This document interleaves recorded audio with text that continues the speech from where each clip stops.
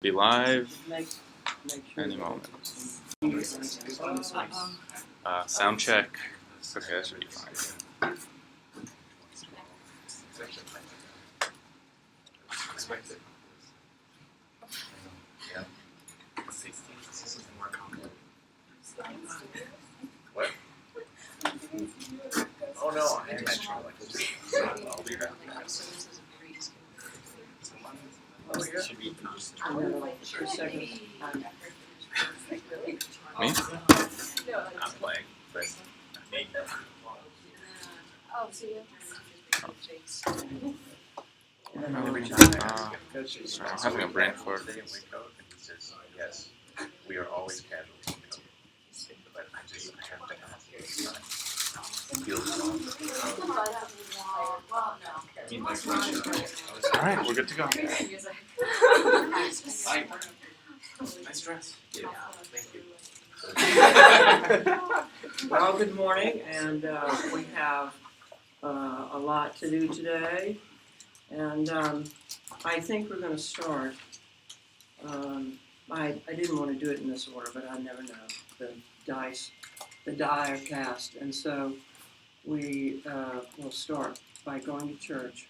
Okay? What's that?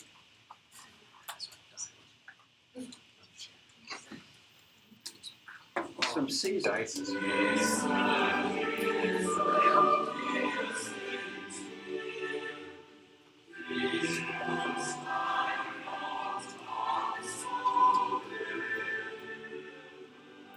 If you didn't get it, we'll hear it again.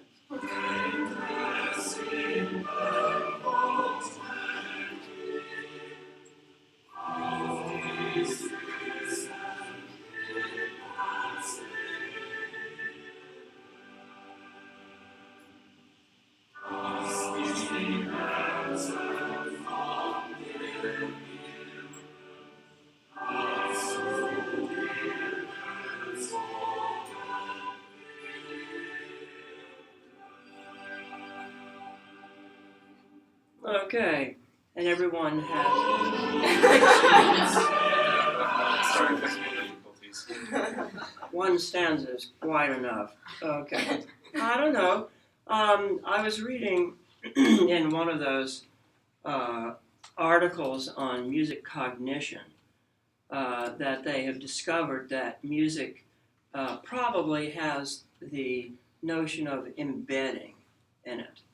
And I think that is like an earth-shattering idea, right? Not for me, but for them.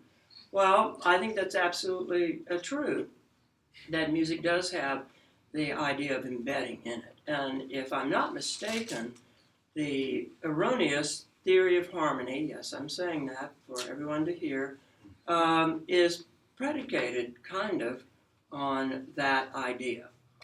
Although the so-called theory of harmony misinterprets that idea, nonetheless, I do believe that there is something like embedding that happens in musical structures or musicalistic structure.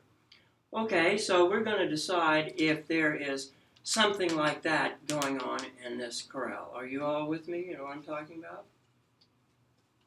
No. Okay. All right. Well, one of Schenker's big ideas is that, by the way, everything is crumbling, like civilization. What key is this thing in? Anybody know? Soul. It is in Sol. Very soulful G. Yeah? Okay. So let's put this up here. Where is this go? All right. Okay. All right. And forget about structural tones and all that stuff. This little piece begins on what note in the soprano? Yes. Mm-hmm. That is correct. Okay. And in the bass, it begins on So. What a surprise. Yeah? Okay. Now, let's listen to the first phrase of this one more time. One of many more times. I muted.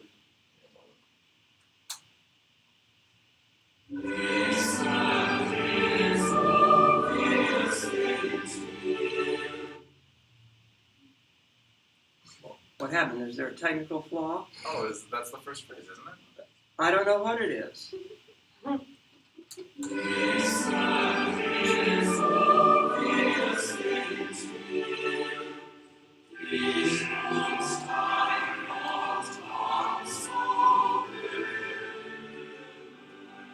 Oh, good. Now I stop. Okay. All right. Let's just try to get the baseline of this. Okay. Again? Well, let's see how much information we can get. Now, forget the octave displacements. Do we need to hear it again? Yes, Dr. Walker. Okay, let's play it one more time.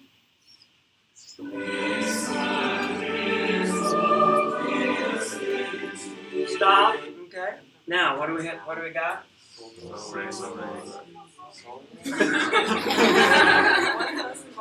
There's a G, and then that G moves to what? Mm-hmm.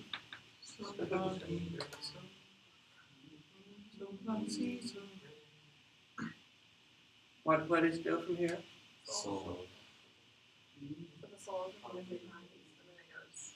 But there's something that he's saying something different. I think that's. Oh.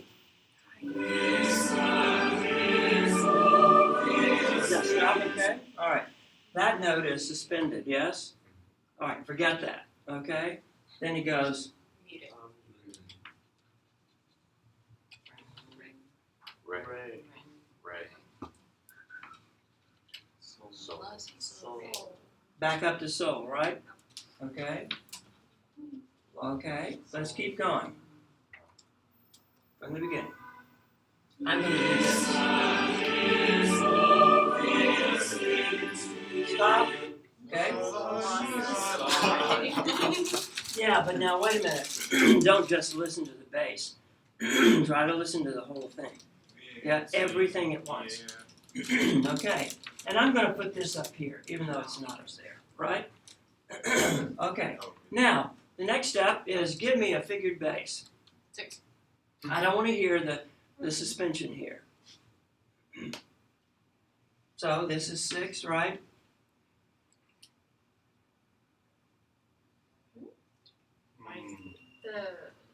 I don't want to hear the suspension. If you figure in the suspension, what would it be? 7 2 What? There are 2 bass suspensions, right? 4-2 and 5-2. Yes?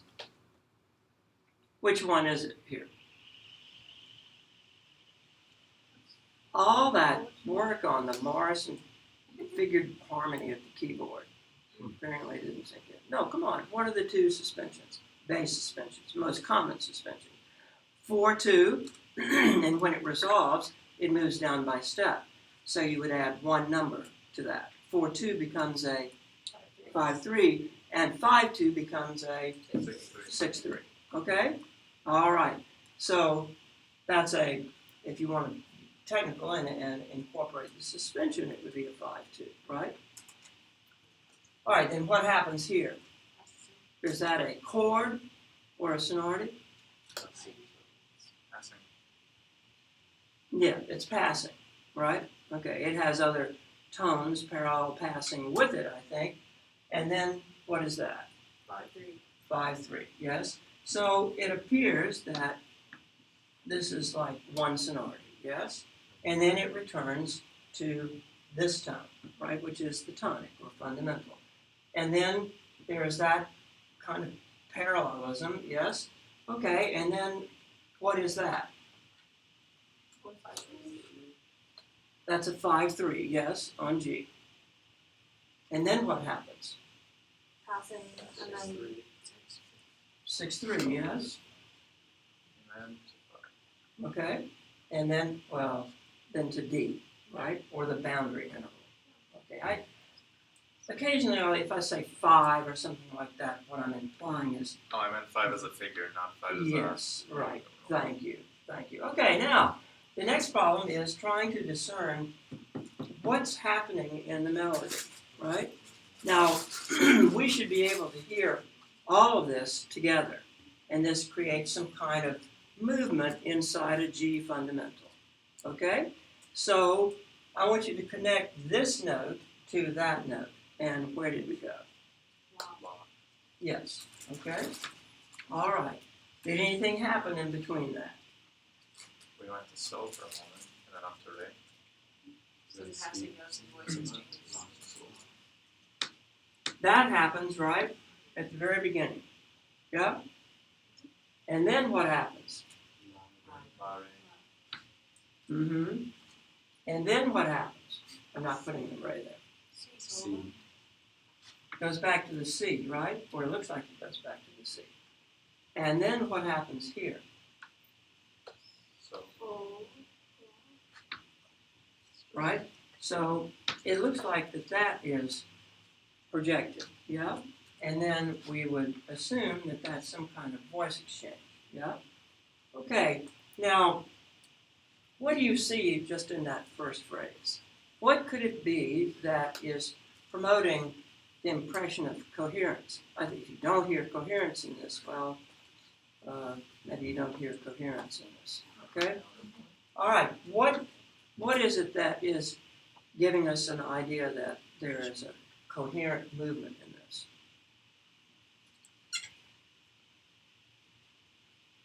How many actual sonorities do you have in this? two. Two. You only have two, right? You have this sonority and you have that sonority. This is prolonged. Both of these sonorities are prolonged, right? But there's something else that's going on in this phrase. Tell me what it is. Yes, that's going on, but there are other things going on too. The melody, first of all, moves down to G, right? Okay? And does it not do the same thing over here? Yes? Okay, anything else? What happens to this tone? Forget the D right now, okay? That's just neighbor.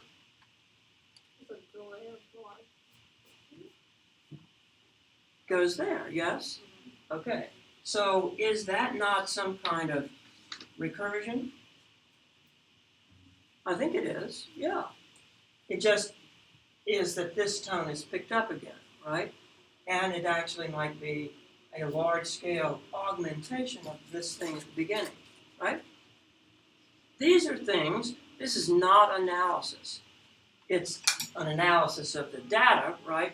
But the whole purpose is to make a claim as to how a person might hear this and perceive it as not, noise or whatever, right? And I do believe that you can do that. Now, I maintain that it's easier to figure out the primitives in the construction of a musicalistic expression. And we can make a claim as to what they actually are. You cannot do that, or at least nobody's come up with that idea in linguistics. What would the primitives in linguistics be? Phonemes. Yes, okay? And phonemes are actually aggregates of what? Sound waves. Imitation of nature sounds. Onomatopoeia. Sounds. Well, expressed as sounds, but a phoneme is what? Is it a single letter? Is it a single sound? Isn't it like a combination of? Yes, it can be a combination of sounds, right? So let's think. You have, what are the components of the language? The primitives. Vowels and consonances, yes? And they are related together, right? And then what is the next step?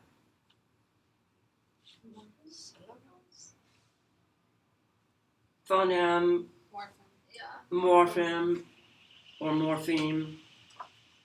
What is the difference between a phoneme and a morpheme? Morpheme is two or more sounds combined into one. It's like a syllable, right? Okay, and then the next step is what? Words. Word, yes. So is something like that discernible in English? Yes, or in language? Obviously, yes. You have a symbolization of phonemes, right? maybe alphabet letters or certain combinations. Then you have morphemes, which are syllables, and then you have the combination of syllables, which yield a word, right? And what are characteristics of the phonemes and the morphemes and the words? Since they are combinations of consonants and vowels, right? They carry with them what?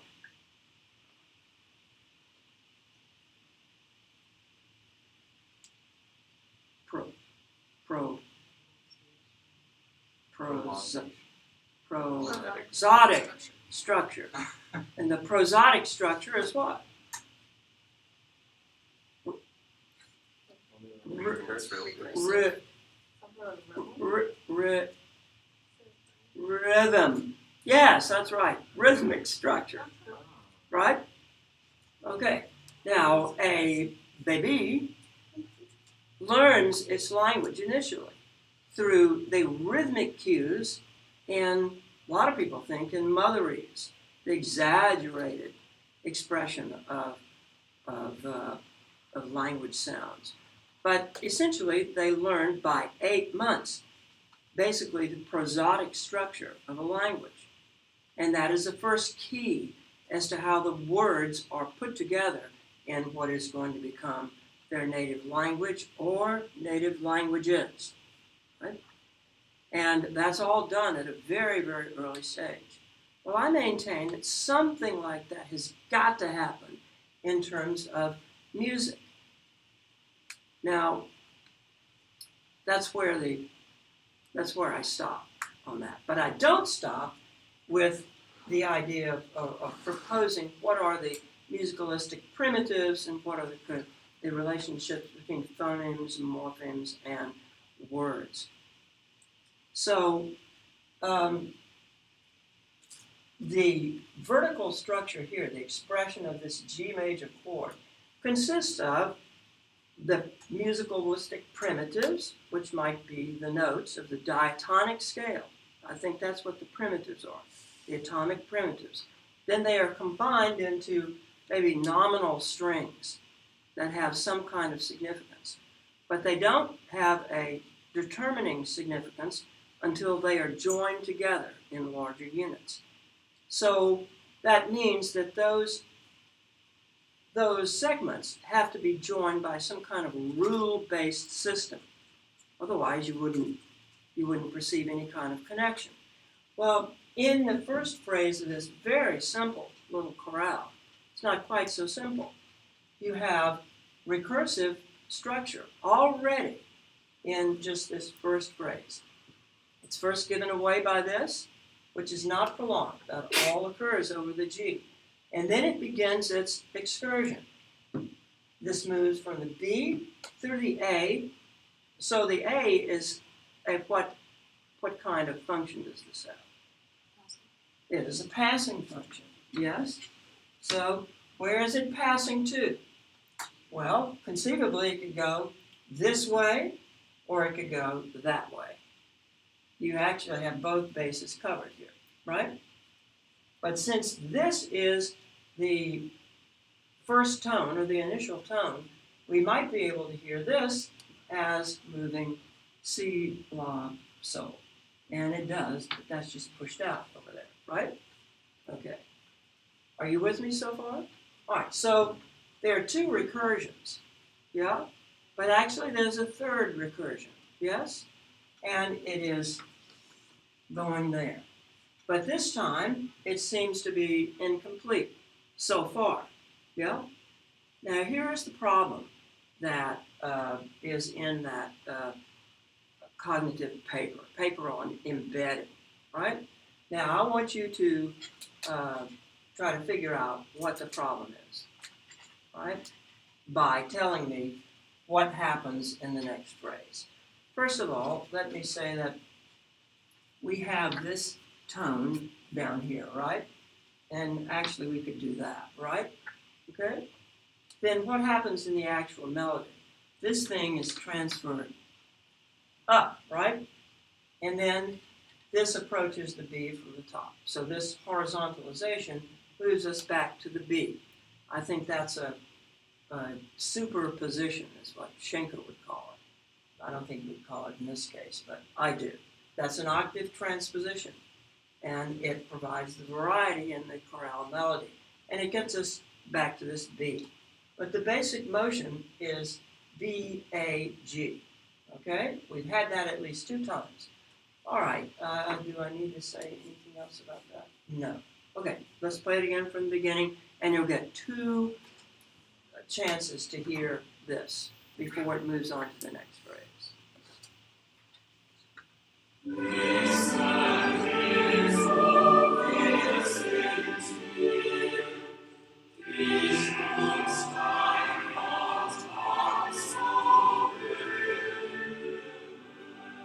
repeats, yes? Let's hear it again.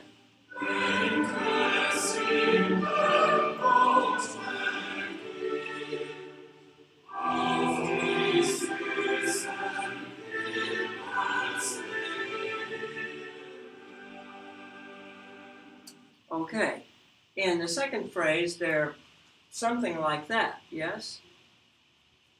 Do you not hear that? We're in the second segment here, right? The bass is jumping up these octaves. Dun, dun, dun, dun, dun. Doesn't it do that? Yes. Yes! Okay, all right. So now, what is the next sonority after this? Me. And what is the tone that accompanies it in the soprano? So. Right? And does it stay on that G or sol? Yes. Yes. Oh yeah. Yeah, it does. It stays on that G for a rather long time.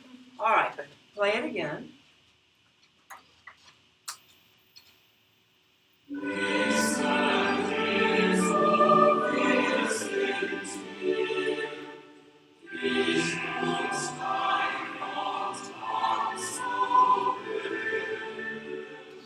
STOP. All right, now let's figure this out. Forget the bass, suspensions and the octave jumpings, right? So that's a surface detail. All right. Where does it go from here? Okay, and give me a figured bass right away. 4/3, yes. Okay, this is still sustaining. Do. Mm-hmm. 5/3. 5/3. We don't put anything there, right? C6. La. That's. What is that? Five.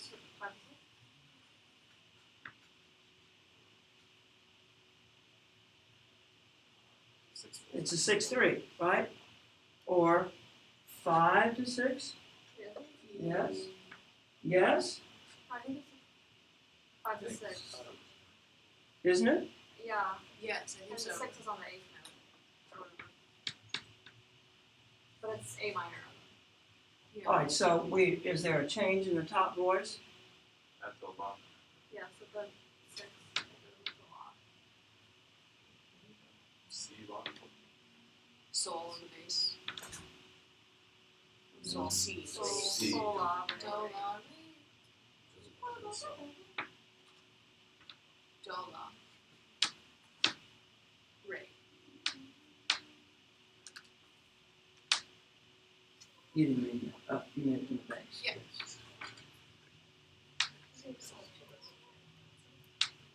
Get the screwy octaves, okay? All right. Okay. All right. Well, what happened to our figured bass? Let's keep going. That's 5/3, yes. Yeah. To 6.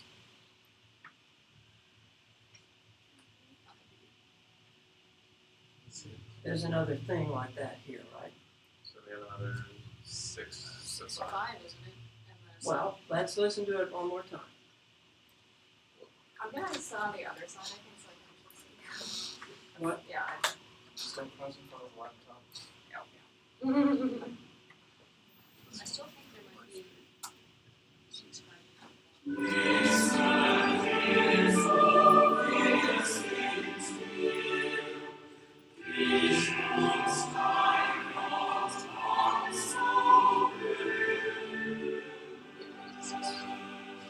All right. Stop. There's no motion to C in the bass. Notion of what? No. Alright, so, do, la, re, so there's no C there. I thought Yeah, there on was. the- is that Pretty the sure there is. I There heard that is. motion. Well, I think that there is. This Yeah, side there of might the be room. better. Let's listen to it one more time. Yeah, here. Definitely. Right. That's the continual part though, doesn't even count. What? That's the continual part, doesn't count. Of course. Well, of course. Don't dig yourself a hole. Yeah, It's C. okay, Stop now. absolutely, okay. And then what happens, 6-5.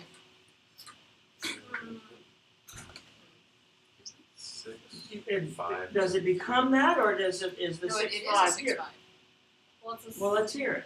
'cause Oh, you mean the 6 soul- dash 5? No, 6-5, because the soul is suspended still in the middle voice, the alto. All right, let's do that tentatively. Let's hear it one more time. Just from the second phrase?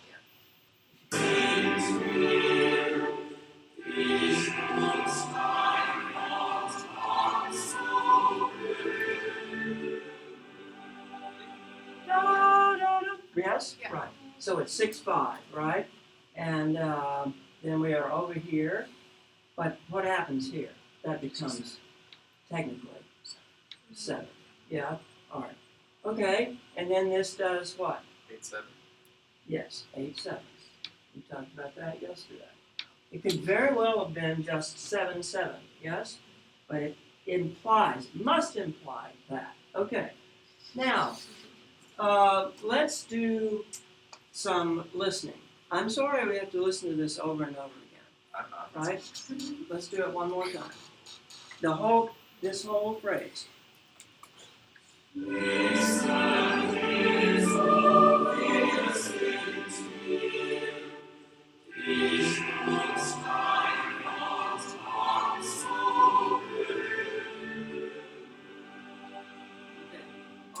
Now the question is, what is the connection between this and this? Now, maybe we need just a little more information. One of Schenker's earth-shattering ideas, which I think is absolutely correct, but not totally worked out. There's a Q here, right? Okay? This can go here, and then it can move to here. Once you initiate that tone, it must go here. This can go in either direction, but this, if this, then that, right? So if you have this part of a progression, the initial tone must be this. If you have this part of the progression, the terminal point must be that. You can't mess with that. That's actually is what's generating the sense of hierarchical structure and essentially the structural distance, not linear distance, but it is an aspect of linearization. It's equivalent to certain ideas in verbal structures. Now, no, I'm not going to say that, well, the dominant chord is like a verb. I'm not going to say that. First of all, I wouldn't say dominant chord, but there is no question that there are those same types of formations in music as in language. There's something that has to express action, right? Or movement towards a goal or from a goal, from a point of origin. And it happens to be in music, in my opinion, the passing dissonance. That's the only kind of dissonance that there is. You can't introduce 25 different types of dissonance. The complexity that would arise even if you added one other type is pretty substantial. It's exponential. So the system must use simple consonants, dissonance, consonants to form its relational structures. Okay, so Schenker's great idea was, hey, wait a minute, what happens if you cut this off, right, and start over, right? One of two things happen. This is unpronounced in the structure. And then it starts over, which makes a reference back to this. So it provides the avenue for recursion. Yep. Okay. It also creates a gap in the structure. Yeah? You see where this is leading to the idea of embedding? Okay. Well, the problem is that every time you go to this, do you actually hear something that follows this as an embedded or something different that's been thrown in there? Mary, whose mother went to the grocery store, died. Right? That's embedding. You have two sentences, one inside the other. Yeah? And so Mary is separated from the goal, the verbal element died on the spot. Okay. All right. Here we go. Division, Schinker calls this interruption, right? And what follows the interruption is something that's new. In his conception of sonata, I don't say form, conception of sonata as a procedure is based on this idea, right? So the exposition moves to this dissonant tone. The resolution of that tone is unpronounced. Then what happens after the repeat sign is a reference back to this. What usually happens, not always, but what usually happens at this point in sonata, if it's in a natural diatonic form, which is major. There's only one tonality, and that is major. What usually occurs after this? After the repeating the development.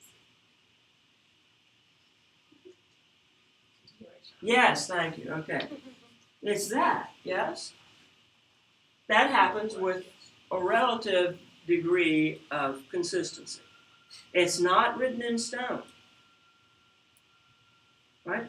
So the sonata cannot be thought of as some kind of schema or frozen form. If this idea is valid, then virtually anything could follow this, provided there is a connection between this in the recursive sense. Are you following what I'm saying? Right? That's the only, in my opinion, it's the only way to explain the amazing variety that occurs in expressions that are called sonata. I'm not talking about Corelli. I'm talking about Haydn, Sammartini, anybody like that from about 1750 on. Right? Don't hold me to that. I was in the Juilliard bookstore, my alma mater, right? And I don't know why I went in that store. I like to go in there. There are thousands of books. I wonder what they teach there. There are books on dance, there are books on music, there are books on philosophy, there are books on music, I guess. And so I was looking through the books on historical ideas or theoretical ideas, and I came across this book entitled Sonata Forms. Now, because we're on TV, I'm not going to mention the author of that book. However, it's a book like this thick, Sonata Forms, right? And in it, it says a lot of very strange things.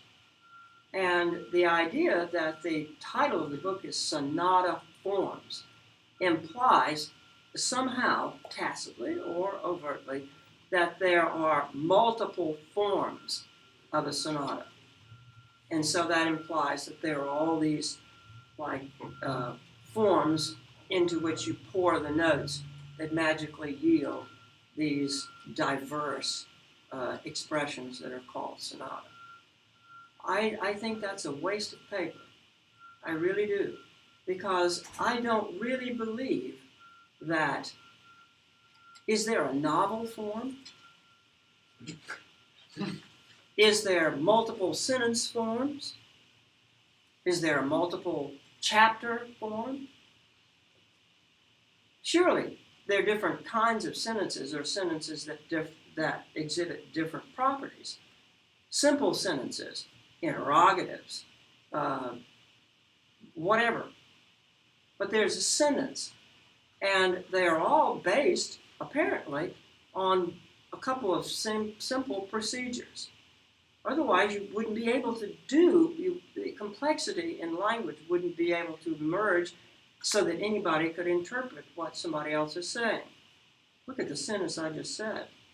It's highly unlikely that anybody understands that, looking at each individual word. But if you're listening to it all together, you're perceiving that there are things that relate to other things over here and over there. So a lot of things that happen in the sentences, anybody's sentences, depend on non-local dependencies. That is structural distance over linear sequencing. So any kind of approach to form that has in its background linear sequencing and the progression of individual tones or chords is essentially doomed to failure. And it's particularly doomed if you write those Roman numerals under the bottom. That's impossible. That doesn't really tell you anything. Of course, unless you're looking at this incredibly brilliant way of looking at it. Right? Well, having said that, is it clear what I'm getting at? Right? We're on the same page? All right. Tell me what happens here. This is the end of the first phrase, right? Begrudgingly, that recording puts a little fermata on that, right? And I'm sure there is a fermata in the harmonization of this. And this is Bach, the Bach harmonization, right? Okay, well, does that have anything to do with this? Tell me, is that one of these interrupted features? Let's hear it one more time, since you've forgotten it, and with all the talking.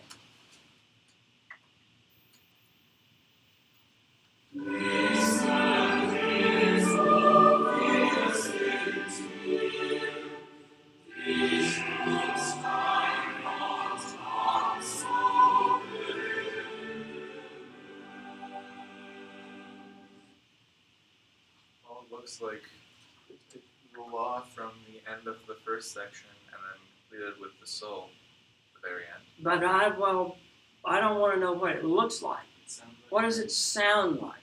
Does it sound like that? It sounds like just kind of a logical continuation of the first notion of the bass. So there's no real division there. I don't hear it as an interruption. That's not a formal division. Anybody have a diverse opinion? It's fine, but you'll have to defend it. Are you sure about that? We're all on the same page before I make the next statement. Right? Because I don't want to offend anybody. I'll be fired. Clarification, are you with us? Right. Do you agree that there's no division here? Right. Okay. Well, I think it would be incredibly unmusical for you to hear some kind of division in this. So it proves that those of you that spoke out loud are definitely musical. No. I think it's just obvious that there's no real separation here. Yeah? And what's the other thing that confirms that there's probably not a division here?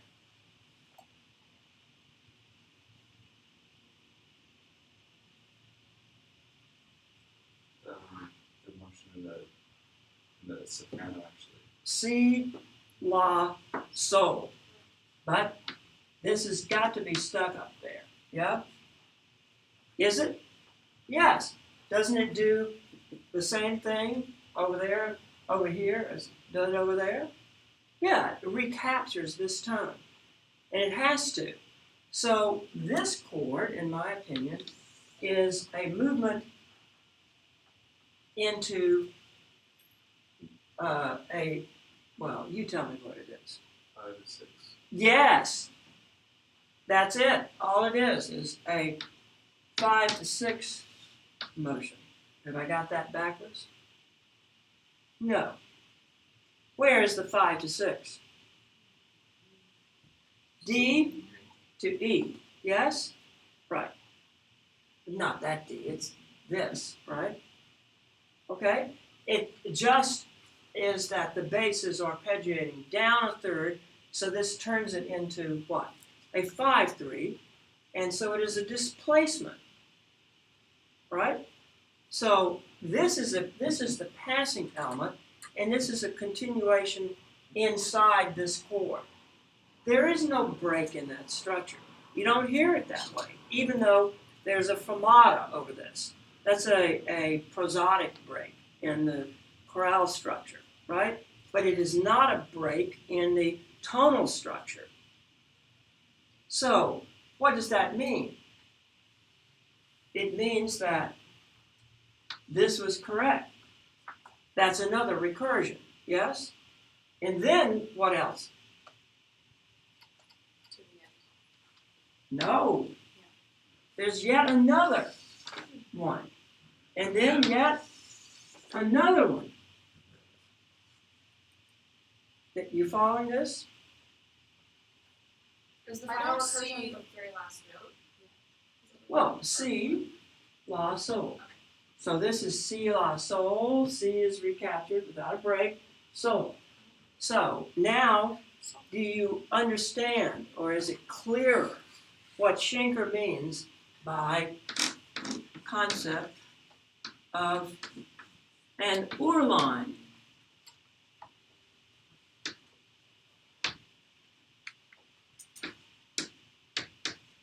It's operating in its most basic form here, right? And the notion that the fundamental structure, right, which would do something like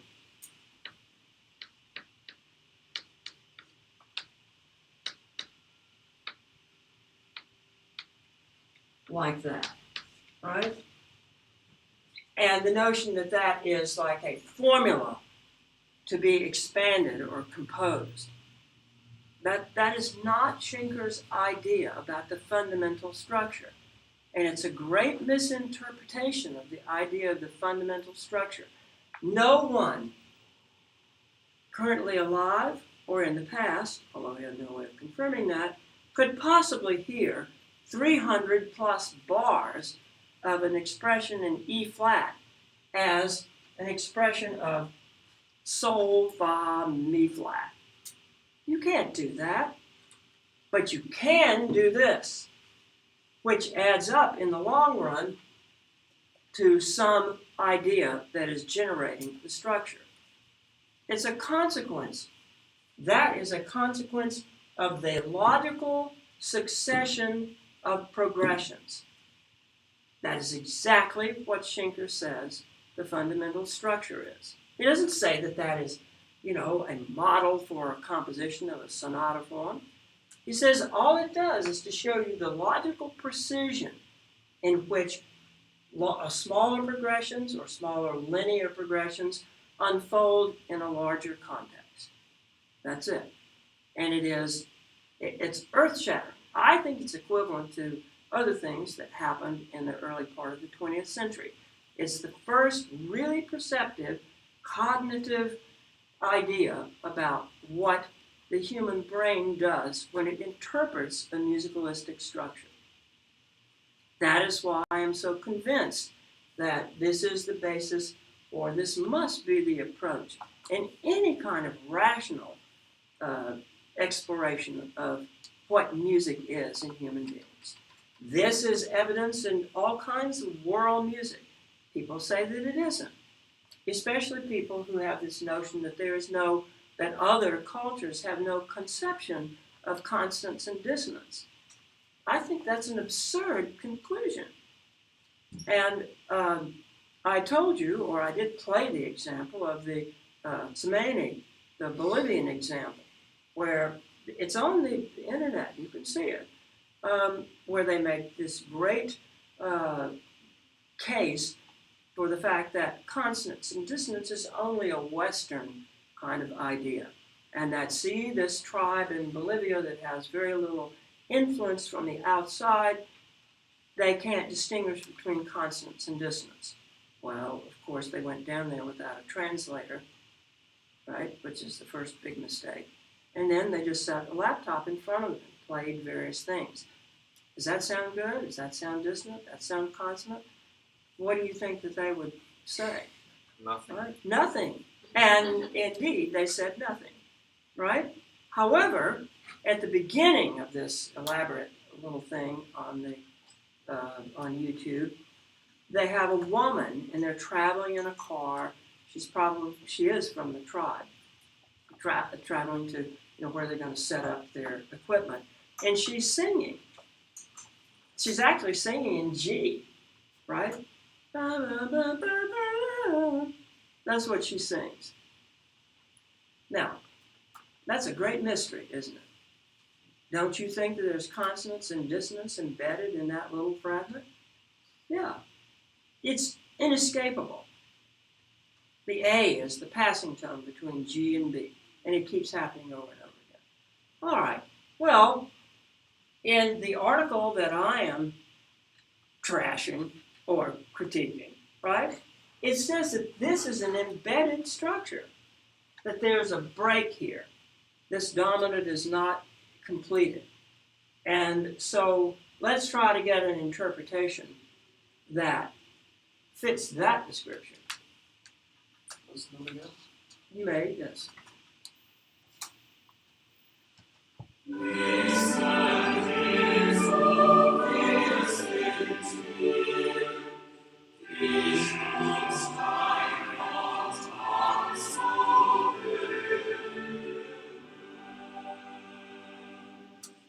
Okay. If anything, what's going on in here? Let's look at this a little bit. It's a continuation about the transposition of the previous.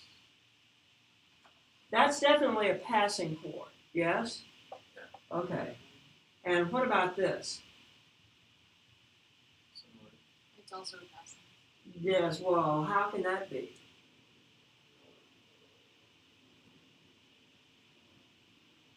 Or I thought, I've been preaching that it's consonant, dissonance, consonance. What's the inner voice doing here?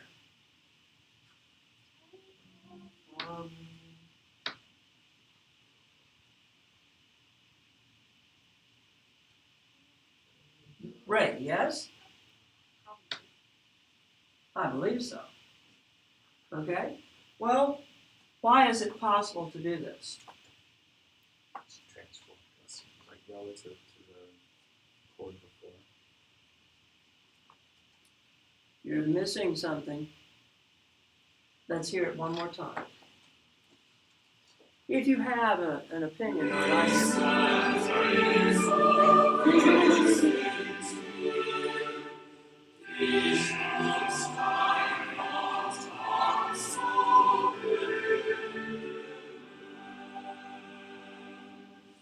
Sorry. because the E in the alto is consonant. Yeah, but are we missing something in here? This belongs to that chord, yes? There's no question about that. That's actually the only other consonant chord in a key.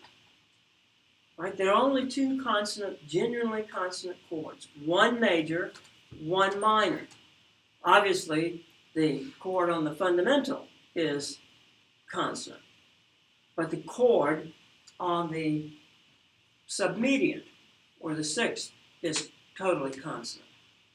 The dominant chord, or the chord on the fifth degree, is dissonant. So is the chord on 2, so is the chord on 3, so is the chord on 4, so is the unfortunate sonority on 7. Right? There are only two naturally consonant sonorities in the major key. One is the tonic, the other is the submedian. Okay, you can believe that or not. So how does that help you with this? That's one Is that thing. just 5 to 6? See? Is that? Or is it transformed consonants? Well, I keep throwing out that's a words. passing chord, right? The 4-3 position of the dominate seventh has a whole bunch of consonants in it, right? In this chord, is there dissonance in it? Yes. that would be, right? That's chromaticized, right? Yeah. Shouldn't this be this? Aha. Okay? That's a clue.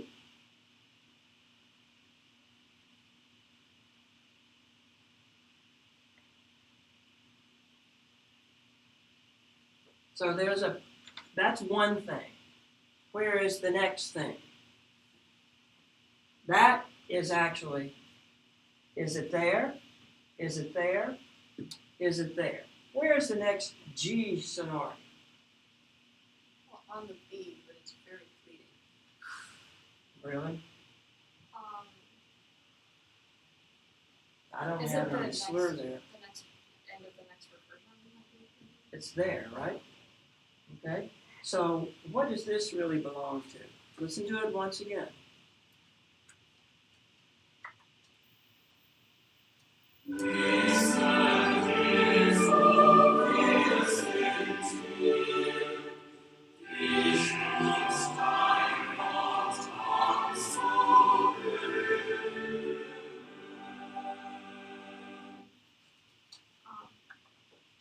Listen, don't look.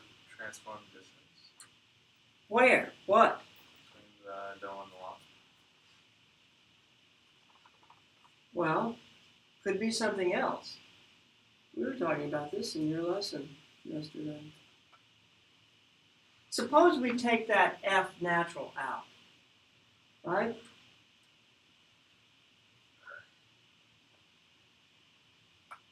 Okay. Dear, what are you taking it out? It's out. Okay. Can you hear it in your mind? Yeah. Does it do anything to these chords or sonorities?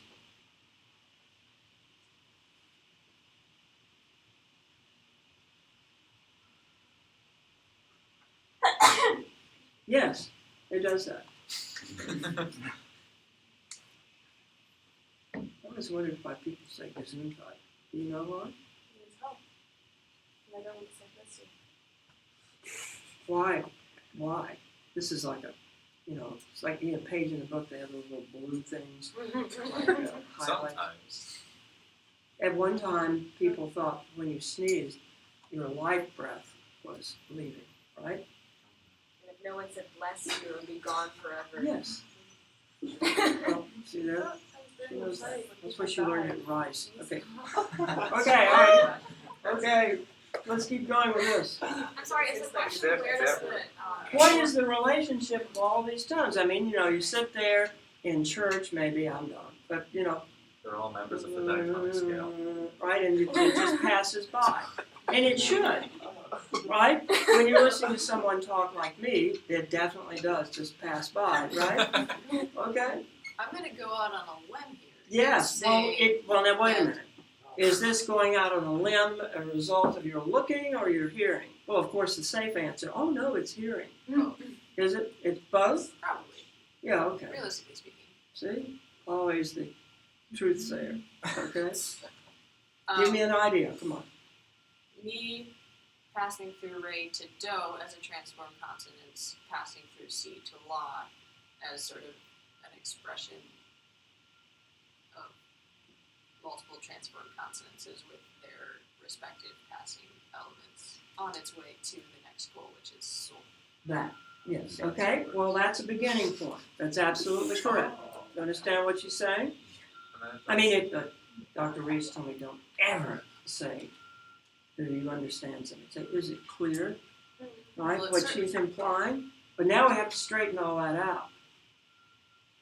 Say it again. So that means the do is transformed consonants. That's why it works. Oh, heavens, yes. Well, that's No, that's not the end of it. And la. That And is then- not a tonic chord. And then when it goes to the sod, it keeps passing upwards to the dominate, or then resolving. I don't understand that, So- but it could be true. Yeah, but Well, wait a minute, let's figure out this bass progression. That's a consonant, yes? If we take the F sharp out of there, that's a grinding passing dissonance, right?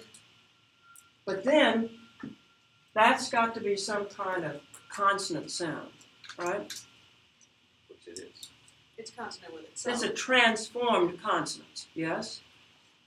Because that degree in the key of G is an unequivocal dissonance. But the trick is, does this chord, is that a tonic chord? No, it is not. Isn't it embedded in this? Obviously, yes. I mean, we did that from the very beginning, right? You have that. And so, in essence, it's that is there, yes? Doesn't this extend all the way back over here? Yes. And that is ensnared in this transformed consonants. So, essentially, you have consonants, dissonance, transformed consonants, and then on the larger scale, consonants, dissonance, consonants. Yeah? And you always have to look at the melodic to understand that, right? Does this tone sustain at the top? Yes. Yes. It's actually, is the D in this chord? Yes. Oh yeah, of course it is, right? Of all the inversions of 4/3s, the 4/3, what happens to the seventh in a 4/3? It resolves down. No. Isn't the 4/3 inversion the one that can move either up or down? Why is that? Oh, that's serious. What? The bass note can go Well, it's not that. It's the seventh can go either way. Because the seventh is a third above the bass, which is consonant. Yes.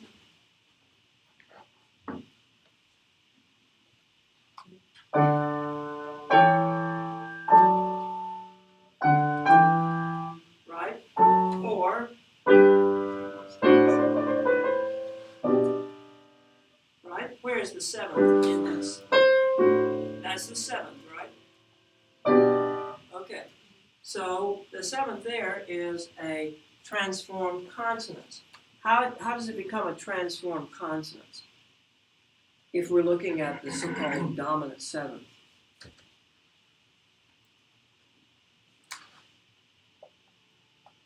Through what technique? Parallel pencil. Octave. Because of Octave displacement, which turns it into a consonant. It's a double octave displacement, right? But the more simple way of looking at it is that it's a progression from combined species, yeah? Where you have parallel thirds.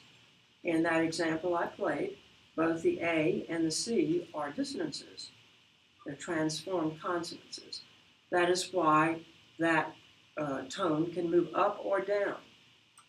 So, the idea that the seventh always resolves down is Bogus. a bad way of thinking about that, right? It's counterpoint and octave transposition that solves all of those problems, all right? Now, is it solving the problem here? Probably, yeah, I would think so. Now, what is the function of that natural there? If this were really an F sharp, that would imply what? Probably. 7, 5, You could do this, sol, fa, mi, right? That would be diatonic. Yeah. But if you turn this into F natural, it amplifies its direction to the E, which is the chord that is being transformed. And it also helps prevent you from connecting this chord to that, right? Or hearing this as a tonic, yeah? Now, this is an explanation, but I think that you intuitively perceive that. That's one of the functions of chromaticism. Chromaticism is like a surface element. It is never, ever structural. It can't be. It's the contrapuntal movement is what determines the abstract structure and movement. The chromaticism can add to that directional property. That's all it does. And hence the great consternation about whether it's natural or sharp or flat or whatever, right? Are you with me? Okay. So if anything is embedded in this structure, it's this, right? It's this chord, right? Okay. Are you with me? So there is no divider dominant here. And it turns out that it's incorrect to think of this as a divider and have this progression in and of itself the embedded chord. Is this chord prolonged like this? I think not. That's not inside of this, is it? What's not inside of what? This. The A Oh, is not inside of B. Yeah. Yeah, correct. Right. That is correct. Okay? So, what's the function of this A? That's on a large. Yeah, it is a passing, but it should be going G, A, B. Well, albeit it does, right? Okay? And then what's the function of this chord? Passing. Yes, it goes on up before it moves through the delay of melodic progression here. So now you see something else.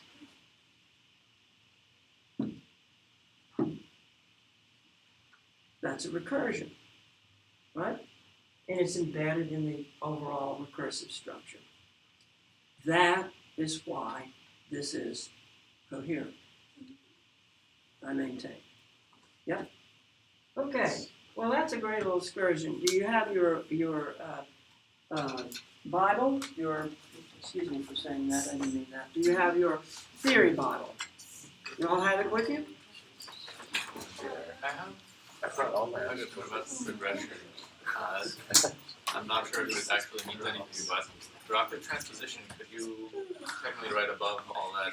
So fa mi re do re mi fa so. The Would whole that be a thing? palindrome? Redundancy? Sure. The only kind of repetitions that occur are recursions, and that is a redundancy. Things like that. I see. That's why you avoid it. That's the short answer, and that was a pretty sharp sword. Okay. All right. Let's look. There are no page numbers, so you have to use your imagination. In the introduction, which about 6 or 7 or 8 pages have been omitted, I would like to look at the first music example.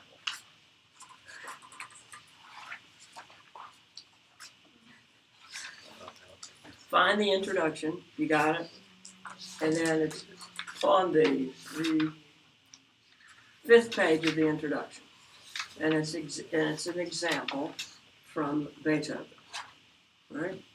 Now, we've discussed this many times before, but I'm going to discuss it very briefly. I'll point out some things as to the function of chromaticism and the great consternation about, is it a sharp, is it a flat, does it affect a structural property or whatever?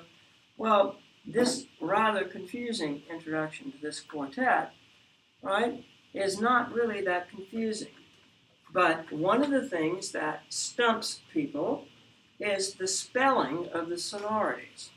Now, right before this, well, go back to the page previously, and it says, what process, at the bottom of the page, what processes in the brain makes it possible to distinguish, in the context of a musical expression, sonorities with the same sound but different orthography, and also sonorities with the same sound and orthographically the same, but operationally distinct.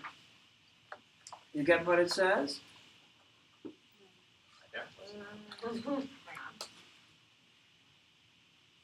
So it's saying what processes makes it possible to distinguish sounds that are spelled differently. Orthography means how something is spelled. How it's notated. Okay. And then sounds that are notated the same way but have operational differences or distinct. Yeah? Well, that problem surfaces immediately. You know, Andrew? No, I didn't bring. Oh, okay, all right, no, that's fine. All right, well, let's look at that for this example. All right.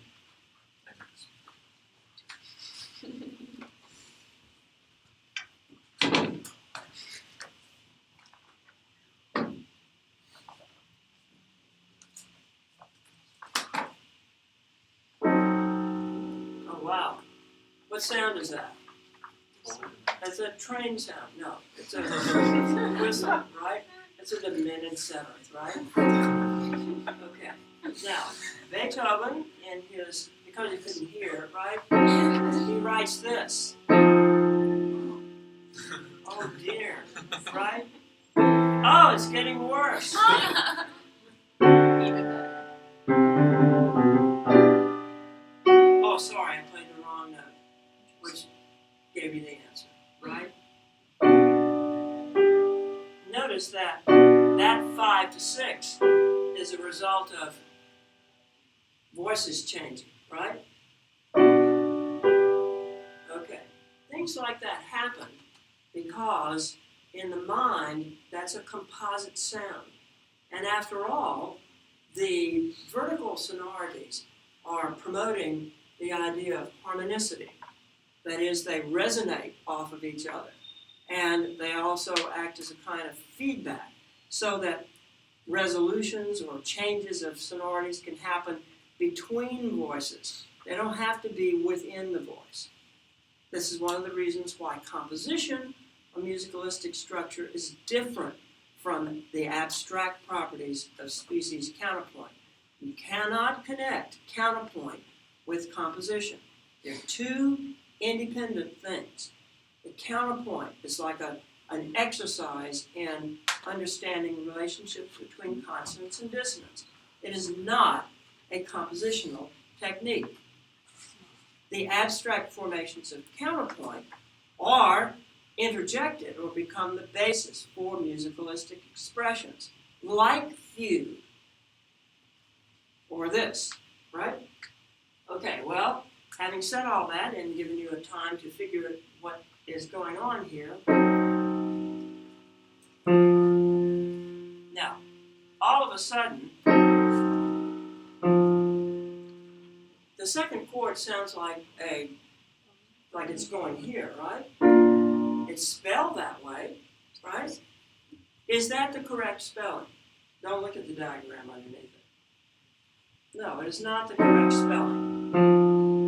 Well, you have to do a lot of finagling to understand what that is, right? So obviously, the position or the way in which that is spelled would either go here or right, okay? Does it ever do that? Yes. Yes, it does. Right? It's displaced, but it does do that. So we're square on that. Okay, we're not so square on this. What's the meaning of that chord? Well, you'll have to see what comes after. Well, is that any help? Sort of. Sort of? It, Well, if you say things like that, you have to defend it. well, it's in a sense a sort of it passes, even though it passes into another dissonance. It passes to eternity? No. What? So the fa sharp in the bass goes to fa, which is a passing tone to the mi, which unfortunately is still dissonant. Yeah, well then we have a problem. Houston, Oh, right? They had some big problems recently. I'm gonna rotate the ball. Anybody follow baseball? Oh, something about the Cubs today. Well, Yeah, I heard on the news.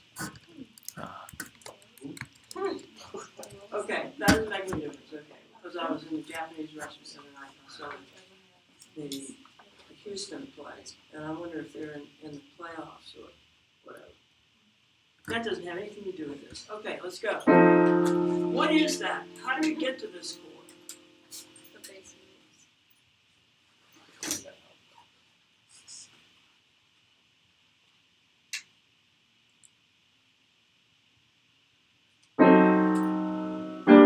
should go there, right? Okay, but it doesn't.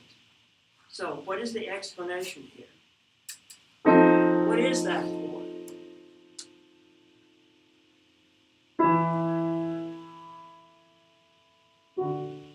That should tell you right there.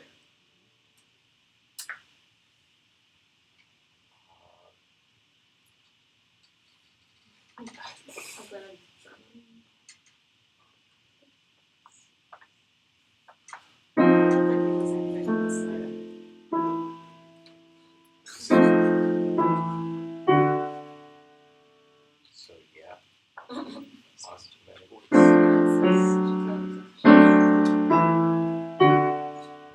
Becomes, yep, right? So that is a what? What did you say? An augmented sixth, yes. That E flat is not an E flat, it's a D sharp, right? And so implied in that is that you have to have that. And then you have this. But that's chromaticized, right?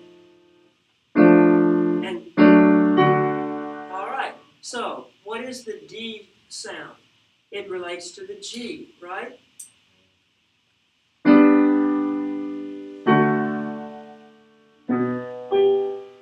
Right? Very simple. But the confusing thing is that Beethoven doesn't bother. I mean, he knows that the second violin is going to have a big problem if it sees E flat all of a sudden turn into E flat, right? Oh, that's another thing. In the Juilliard library, there's this like book on why equal temperament is the devil, why it is bad, and why we should go back to either mean tone or just intonation. And actually, Have you read it? what? Have you read that book? I certainly have. I read it while I was standing in the bookstore. I took the Evelyn Wood speed reading course, so I can do that. And then the assessment was, right?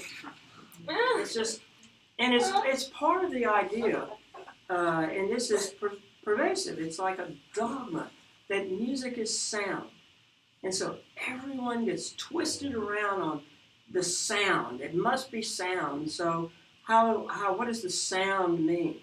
And then you get twisted around in the intonation systems and, what is equal temperament and why can't we go back to just intonation, which is actually, just intonation is how the intervals are actually formed. In my system, if you look at that, the ratios and proportions are probably just intonation, or they're certainly not equal temperament. But they are adjusted to accommodate tonality. The tuning system is auxiliary. It has nothing to do with the computational aspect or abstract idea behind what is actually putting music together. That is, if you believe that, then it means that the brain has modular functions. It also means that the abstract formations, which binds things together to create propositional statements, if this, then that, is fed to the sensory motor system. And it took how long for the sensory motor system to figure out how to accommodate things like this? 4 billion years ago. Basically till around 1750. Things began to change in the second quarter of the 18th century. And there were proposals for equal temperament or equal tuning that come a little earlier than that. But eventually by 1750, it was pretty, and certainly by the 1790s, equal temperament of some sort was absolutely necessary. Why was it necessary?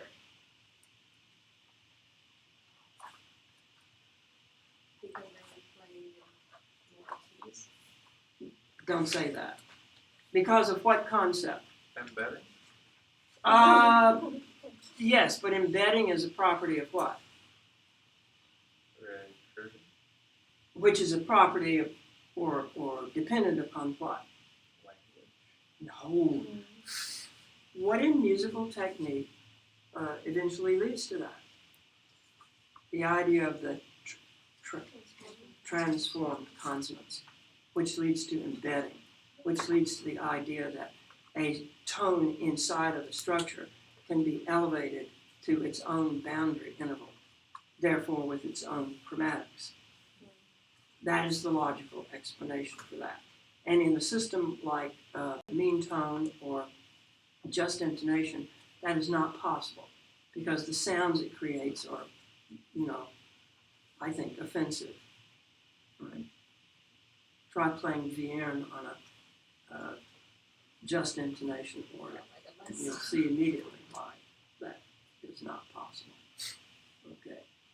But remember, we're talking about two different things. The abstract system of formation of the musicalistic structure and the actual linearization through sound. Okay. All right. Now, let's get, is this clear what this does? So, it starts off with this shocking, don't change that. All right? It starts out with this shocking sound, which actually does go here, right? Right? And then it has to go to this. It becomes that dominant expansion to a 4-2-2, right? So it's highly common for an introduction to a sonata movement to have an expansion of its boundary interval. Yep. You start with a boundary interval, which means that you're starting inside of some kind of progression. In other words, you're starting on a consonant or a dissonance. Dissonance that is mandated to resolve at the beginning of the so-called exposition. Right. That's the function of an introductory section, and it certainly is the function here. All right. Okay. Now, Carlos has been with this class is just way too short. I know you're thinking, oh my gosh, when is it going to be over? All right. May I turn this? Is that enough? Okay. All right. Let's look at, if you thought the first part of the class was confusing, get ready for this. Okay.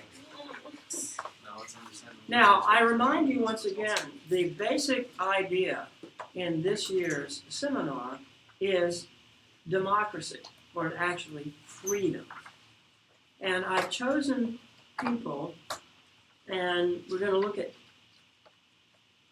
things that have ideas about freedom and democracy, hence the Hickey air guitar book. It's a bunch of essays about art and democracy in America in particular. And then,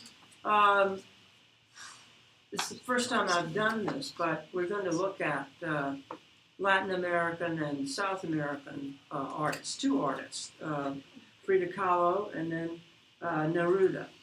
And Neruda is an interesting figure. And I think of him as being extremely passionate, extremely connected to what it means to be a human being and what it means to experience human emotions. And in his poetry, and this is the last collection of poems, and I've mentioned before that titles, because his parking meter expired before the titles were given to them. But we're going to look, I wanted to look at two poems today. And the first one is on page 3.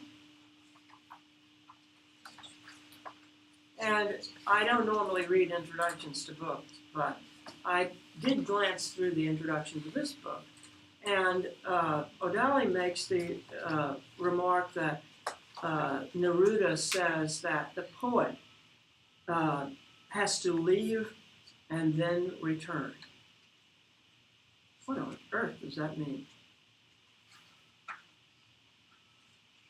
Does it specifically mean that he had to leave Chile and then return to it, which he did not do?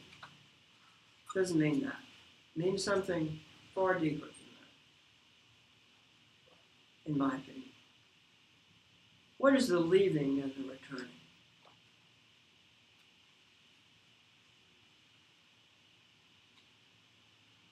He also talks about silence a lot, so you're Leaving society. participating in that. What? Leaving society. Maybe, but you'd have to go on from there. Well, like if you take a vacation, you sort of when you come back to your normal life, you have like a sort of changed perspective, or Definitely. so Yeah. is he like hinting at something about getting a like elevated view on life or whatever else he's writing about, or like doing something that helps you gain that view? Yes.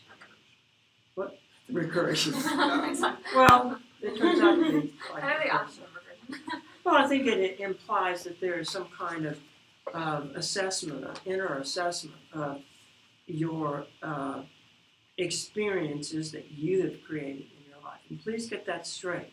Experience doesn't come from the outside. You create the experience from the sensory information that you glean from the outside. You create the experience. Therefore, you create the you. Yeah?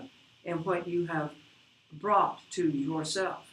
Well, what happens if that accumulation, which is you, does all kinds of destructive things, or confusing things, or bad things? Then you have to get your crap together. Yeah, you have to leave that, right? And then presumably, if the vacation has done what it's supposed to do, you come back in a different way, right? And I believe that that is what Neruda means by that.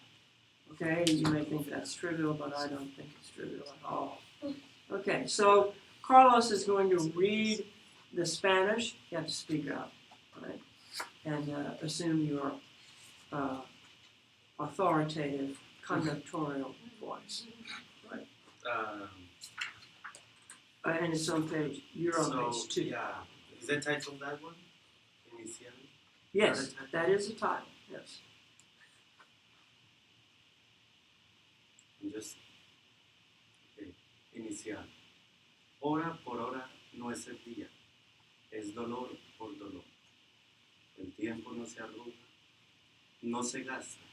Mar dice el mar, sin tregua, tierra dice la tierra. El hombre espera. Y solo su campana allí está entre las otras, guardando en su vacío un silencio implacable, que se repartirá cuando se levante su lengua de metal, ola tras ola. De tantas cosas que tuve, andando de rodillas por el mundo, aquí, desnudo, no tengo más que el duro mediodía del mar y una campana.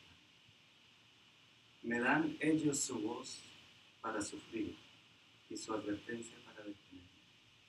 Esto sucede para todo el mundo. Continúa el espacio y vive el mar. Existen las campanas. Wow, that's fantastic.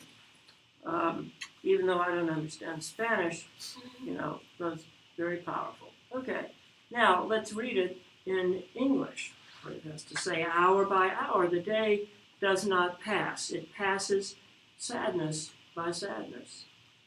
Time does not wrinkle. It doesn't run out. Sea, the sea says, without rest. Earth, the earth says, must wait. Man waits.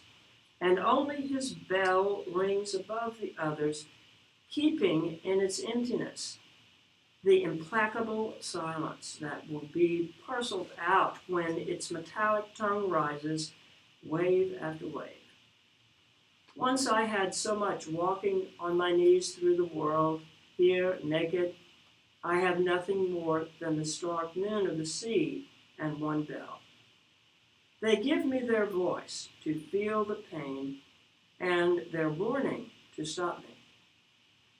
This happens to everybody. Space goes on. The sea lives. The bells exist. I understood it better. You did? I think the translation is very good. It's Like good. These are good. It He spent, explains what is abstract in Spanish. he spent O'Dowd spent 17 years working with these poems, and I think the translations, although I don't know exactly what the Spanish says, and we can look. The reason why I like this is that we can look at the Spanish and try to see what the comparisons are, if we can read any more, have any more insights into looking at the Spanish. But what is the gist of this poem? It's a great way that this collection begins, and it's called The First Movement. Hour by hour, the day does not pass. It passes sadness by sadness. So hour by hour, sadness by sadness. Well, actually, sadness could be pain. Yes, That the translation should be pain. pain by pain. Well, usually the pain in a person's life is not necessarily physical, is it? It's mental, right? And mental pain engenders, I think, a kind of sadness, right? And there is the expression, the sorrow of man. Remember in, I mean, this is like a universal thing, but in Isaiah, doesn't it say he was a man of sorrows, right? And he refers, that is referring to the condition of mankind. And what happened after presumably Adam and Eve were thrown out of the Garden of Eden? Their sorrow increased, right? And sorrow in childbearing, right? Now that's an idea that is throughout many, many cultures and throughout their philosophical or spiritual traditions. I just quote that because, I was raised a Southern Baptist, right? Doesn't mean anything, please don't read anything into that, okay? All right, so the sadness is the emotional and psychological pain of existence, right? So what does it mean, hour by hour, the day does not pass? It's like an oxymoron. It's like Well, how are you measuring, how are you measuring your life? Yeah, saying you measure your life by the sadnesses or the pains, not by the hours. Right. So it's a psychological accumulation, right? So your life is measured according to the psychological aspects, particularly the sadness, because it's always that way. And in Neruda's life, of course, filled with incredible sadness. The exile from his own country, plus many, many other things that happened in his life, and the enduring hardships that he suffered, both personally, with his relationship with women and others. Okay. Time does not wrinkle, it does not run out. What does he mean by that? I think of arugula. No, I don't. Time does not wrinkle. It doesn't run out. About anything else does. What? yeah. Is there anything that is like that? Anything else in the world that we know does run out and does age? Well, yes. Okay, so wrinkle refers to aging, right? Shriveling up. Right. But it doesn't run out. Sea, the sea says, without rest. Earth, the earth says, man waits. What does that mean? The sea and the earth are constant. They just constantly keep affirming their existence. And regrowing, or the waves ebb and flow, the grass grows and dies, it goes in cycles, whereas life or man doesn't No. that way. He processes through life and he's just waiting, right? To the end. Right? With what? Why does he wait? What creates the waiting? This idea connects with the myth of Prometheus. Or waiting for death. Yes.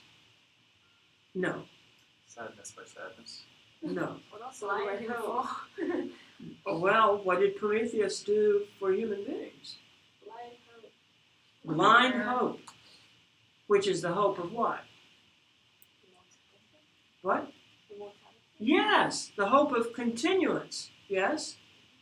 So you're waiting so that you can continue in a different life. Except that Prometheus wasn't waiting for dying. He wasn't really gonna die. Prometheus wasn't a But man. he gave it to him. He took away humans' knowledge of their death and he replaced that with blind hope. Well, I mean, if you can add, you know what that means, right? So what is the waiting?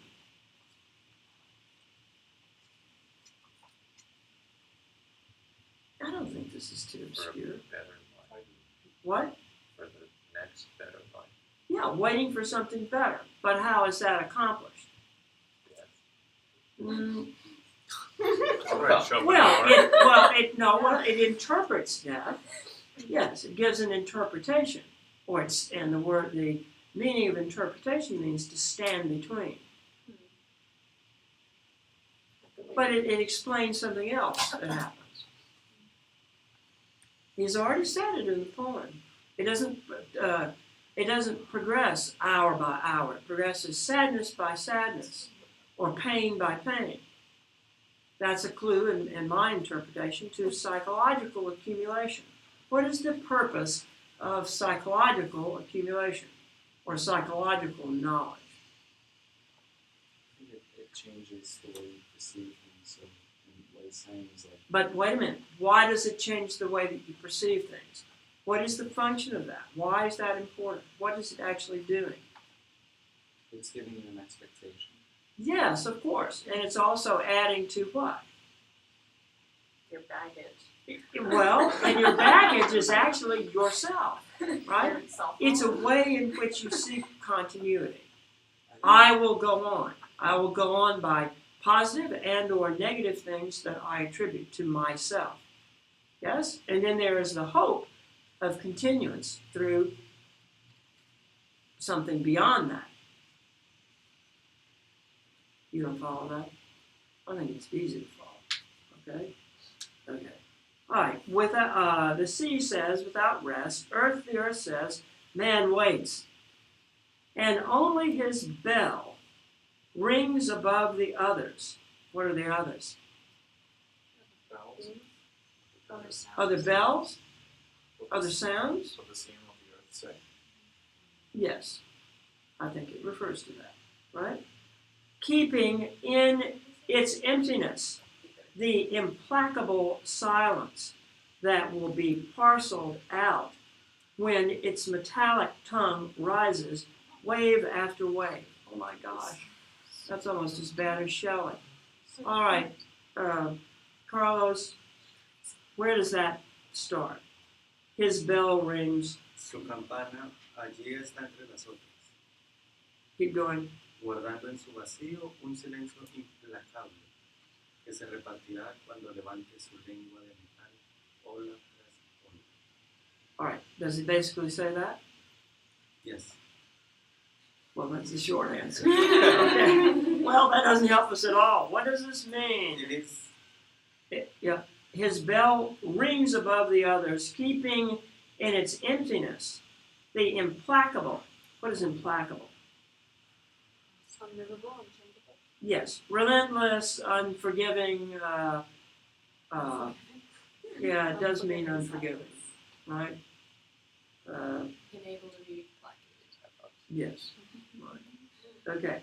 That will be parceled out when its metallic tongue rises wave after wave, And keeping in its emptiness. It's focusing on the silence between the sounds. The bell produces sounds. The implacable silence, the relentless silence. What is that referring to? What is the implacable silence? Silence. Well, science is also implacable. But Death. okay, Sadness. oblivion, yes. The fear of not becoming, the fear of non-being. Would you not say that? And so, what is the bell in between it?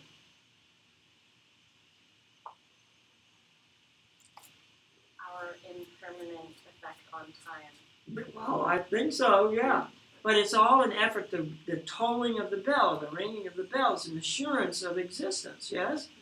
But between the clanging of the bell, there's this vast silence that goes on and on. Now, what deeper does it mean? It's not much deeper. What is he trying to allude to? We have the idea of psychological continuity, the idea that that's embedded in the experience of psychological pain, and that measures time rather than just simply the hours passing away, and that our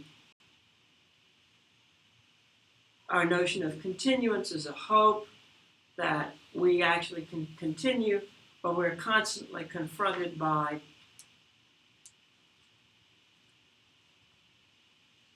the silence of the lambs. No, the silence. Like the silence between whenever the bell is tolling is like a echo of the silence of oblivion or whatever it was. Well, right. The silence relates to the nature, as you said, Jonathan. The cyclic nature of the earth goes on and on and on. The crashing of the waves go on and on and on and on without end. That's a kind of silence, right? It's eternity. He's talking about like the human condition we lose.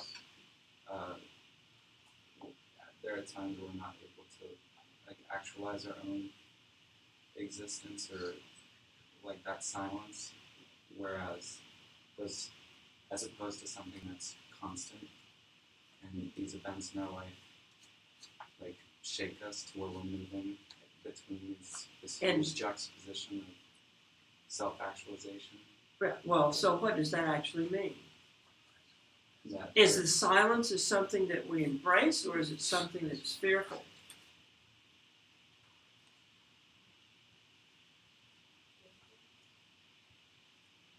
Or neither? The reason for this tolling of the bell and this filling our lives with these events, that gives us a sense of continuity in some respect, right? And, also it contributes to the fact that I am this way today, but I'm going to be that way tomorrow. But tomorrow comes and you find out that you're still that way, right?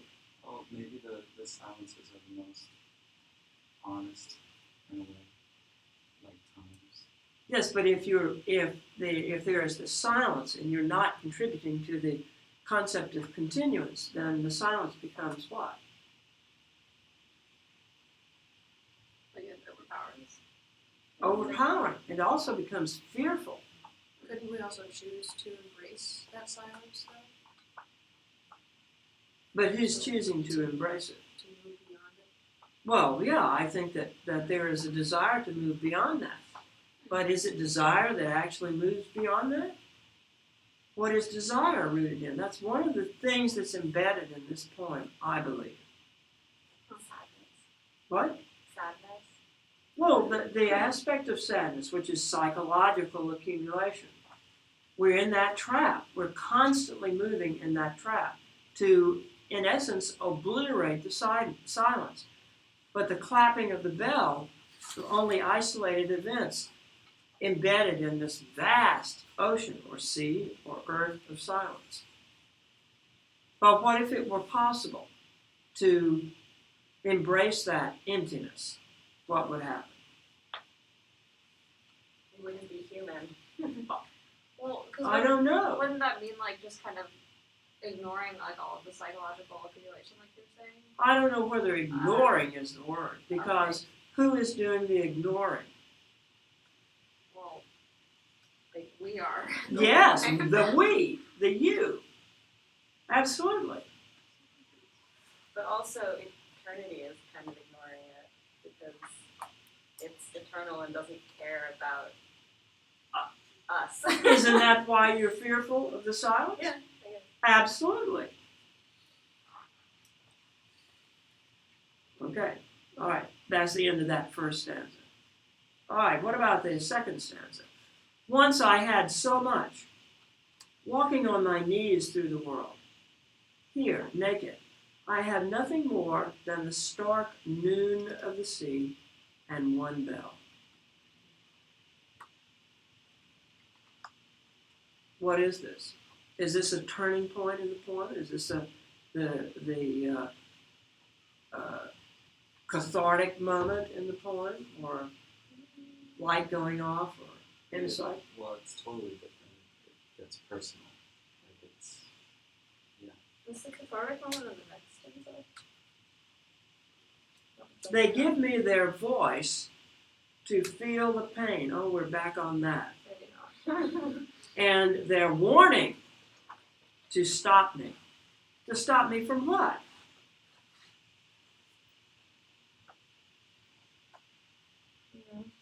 From feeling the pain. Yes, absolutely. So isn't this a point about transformation? About what it takes to embrace to embrace life without that kind of accumulation, without those kind of boundaries that you bring to yourself to define who you are. Maybe that isn't the way you should be defined. So is it the clapping of the bell or the silence on either side of it? Silence. Yeah, it's a warning. First, they give me the voice to feel the pain, right? That accumulation, and then they are warning to stop me. And then he goes on and says it isn't personal. He goes on to say that this happens to everybody. Space goes on. And I think there's a break there. Yes, and he puts a colon there, right? Space goes on. The sea lives, the bell exists. Why is that the transformative or what is it? Cathartic. I don't want to say catharsis. That's different. Cathartic. Why is that?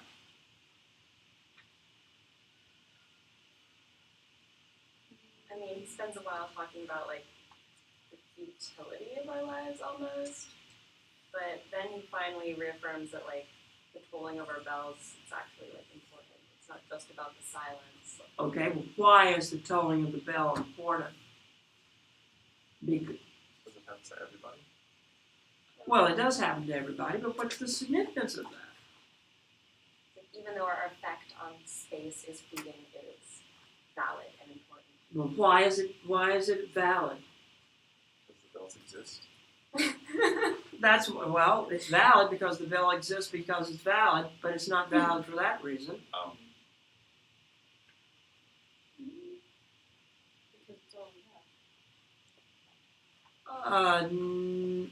It's all we think we have. Isn't that the warning?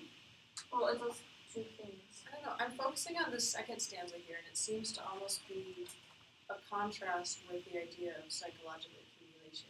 As we age and accumulate psychologically, we realize that we really have nothing. It's like the absence. Well, he realizes that. He realizes that. Walking on my knees through the world here, naked, I have nothing more than the stark noon of the sea and one bell.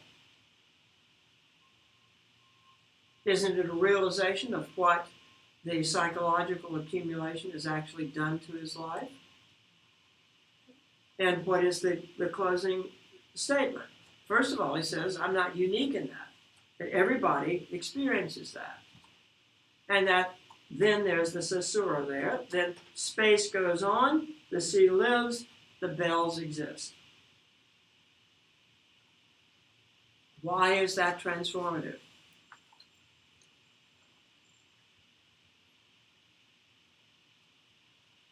Now remember, this is a point of view that I'm I'm trying to get across. I mean, many others have different points of view, right? Most of them are wrong. The image Okay, of the no. sea, it's like time and space, but it's seething with life, even like beneath the surface that we can't see. So everyone is having their individual experience in what they perceive to be silence, but it's actually like a universe that is, I don't know, like full of all of these individual experiences. But where is the sadness? And the sadness and all that and the pain relates to the issue of psychological continuity. Right, it's And the bell is clapping, but there's great silence in between, and the sea is silent because it goes on, impervious to my bell that is ringing, and also the earth keeps going through its cycle. So when you come to the realization that you are crawling or that you are naked, which is a reference to what? Infancy. Yes, or you know. death. Innocence, perhaps? innocence, absolutely. But the ringing of the bell for human beings and psychological accumulation, when it's seen in its right perspective, is the key to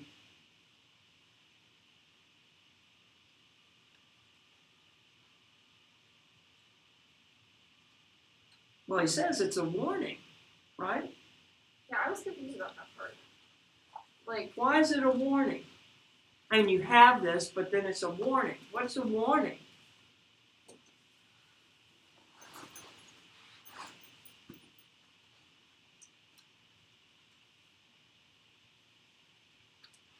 It's a warning that we're about to run out of time. Right? well, is it like What is a warning? like a reminder that there's everybody has a finite number of them in their life? Well, I don't know. I think it's the opposite of that, basically. But the finiteness of the psychological accumulation, of the pain, right, is a way in which to what? If you can confront it, the bell is warning you that you must confront it. And in that way, you return to the silence, right? The silence of innocence, right? Not infantilism, but of innocence. There are two different types of innocence, right? One is the type of innocence that is feigned, right? And is kind of plain, I'm just going through the world, everything is okay, everything is the same. That's one kind of innocence. The other is an innocence which is basically the opposite of that. You see, and you see through that. And then actually, you are embedded in silence. Isn't there a poem, The Silence of Eternity? By Well, what? looking it up. I don't know. I kind of think that the bell actually is a representation of the individual. Well, it is. Yeah, We each but only get one. The sound of the individual and his own There's a song.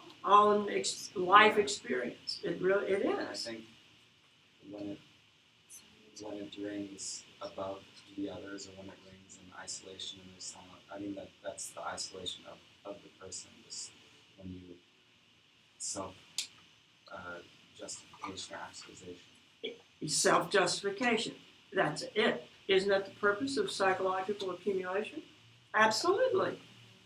So you start thinking about this, and it dawns on you what's implied in it.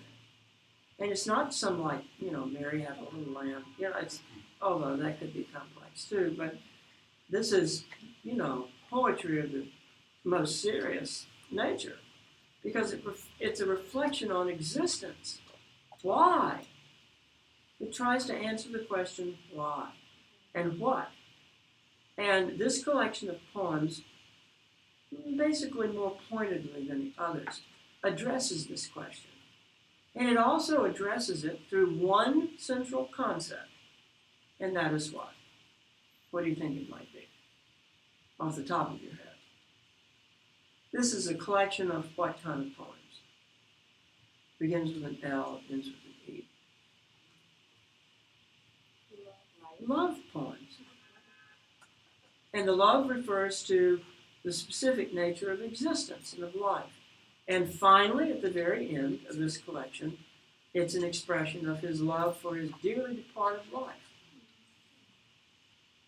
So we'll continue with this. I wanted to read another poem. Actually, let's do that. I've got 5 more minutes here. Except there is a culprit in the class that usually pushes that clock ahead so that the agony will be over with sooner. I can't find a poem called The Silence of Eternity. But there's It one could be a poem, line from a poem. The Silence of Eternity was broken by Royston Allen. No, Who I've never heard of. no. And there's 2 called The Eternity of Silence, but also people I've never heard There might be a poem entitled Lenny Eternity. D. Lenny D. The Silence of Song. Eternity. Yeah. There Lenny might D be a and poem DJ named Edge. Eternity. Probably. Dear Lord and Father of mankind. No. That's him. Yeah. Oh, wait a minute. Wait a minute. And who is the author of that? Harry. Wait, John Grizzly? Wait, oh wait. Whittier. No. Oh, Never wait. mind. The hymn is usually sung to the tune by Hubert. Okay, guys. Don't say guys. Right. Okay, people. All right, let's turn to page 85. This is its companion poem. Everybody. Read for us. Yo,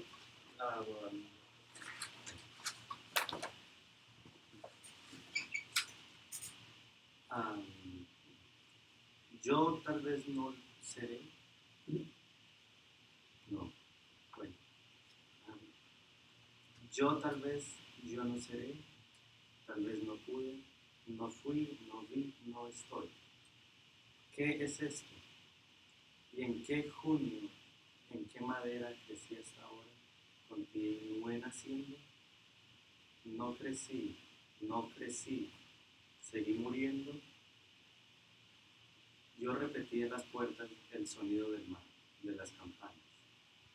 Yo pregunté por mí con el belezo, con ansiedad más tarde, con cascabel, con agua, con dulzura, siempre llegaba tarde. Ya estaba lejos mi anterioridad, ya no me respondía yo a mí mismo, me había ido muchas veces yo. Y fui a la próxima casa, a la próxima mujer, a todas partes a preguntar por mí, por ti, por todos. Y donde yo no estaba, ya no estaba. Todo estaba vacío porque sencillamente no era hoy, era mañana. I perhaps never will be. Perhaps I was not able. Never was, never saw, don't exist. What is all of this? In which June, in what wood did I grow until now, being born and born again? I didn't grow, never grew, just went on dying. In doorways, I repeated the sound of the sea, of the bells. I asked for myself with wonder, and later with trembling hands, with little bells, with water, with sweetness, was always arriving late. I had traveled far from who I was. I could not answer any questions about myself. I had too often left who I am.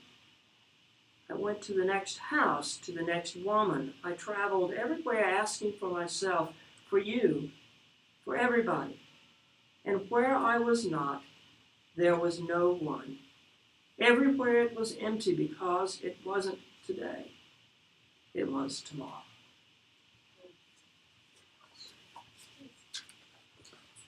That's it. Think about that poem, and we may discuss it. Also, think about tomorrow in Prometheus. Okay? Thank you very much. Thank you. Except for the last time. Today I have the ones that are just